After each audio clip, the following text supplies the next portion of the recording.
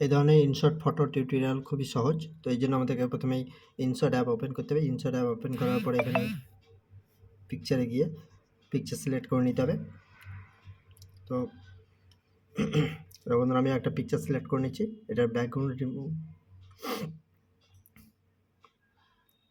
এটার ব্রাইটনেস, এটার স্যাচুরেশনটাকে -50 করে নিতে হবে।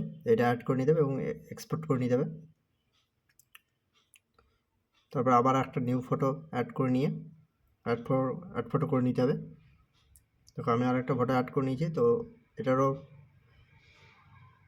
অ্যাডজাস্টে গিয়ে স্যাচুরেশনটাকে -50 করে নিতে হবে। রাইট ক্লিক করে দিলে তারপরে এক্সপোর্ট, এটাও এক্সপোর্ট হয়ে গেল। এরপরে গ্রিড অপশানে গিয়ে 3টে ফটো সিলেক্ট করে দেবে।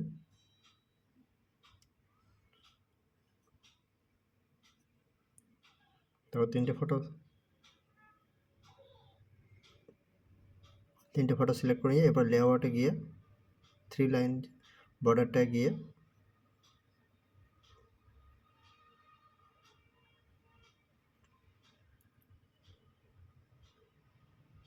বর্ডারটাকে একটু কমিয়ে দিতে হবে। তারপরে ক্যানভাসটাকে 9:16 এটা রেসিও করে নিতে হবে। এরপর ছবিগুলোকে অ্যাডজাস্ট করে দিতে হবে ঠিকঠাক।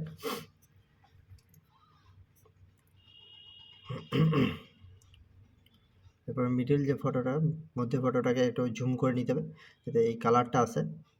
তো এই কালারটা চলে এসছে। তো এরপরে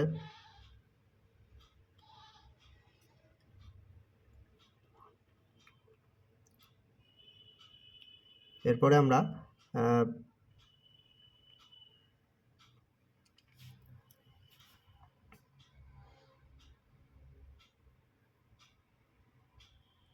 বর্ডারে গিয়ে একটু কোনটাকে একটু রাউন্ড শেপে করে নেব কোনগুলোকে।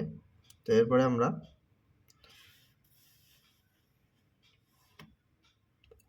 স্টিকারে গিয়ে অ্যাড স্টিকার, তারপরে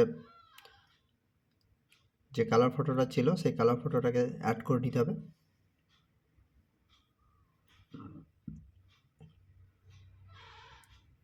যেমন বন্ধুরা আমি ওই ছবিটাকে অ্যাড করে নিয়েছি। এরপরে এটাকে আউটলাইন দিয়ে দেবো একটা, যাতে সুন্দর লাগে ছবিটা। তো দেখো এটা দেওয়া হয়ে গেছে। এরপরে ঠিকঠাকভাবে ছবিটাকে অ্যাডজাস্ট করে দেবো।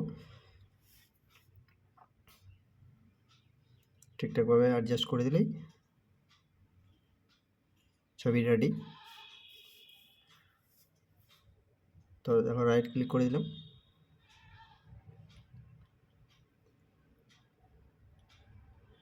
দেখো এটা ছবি রেডি।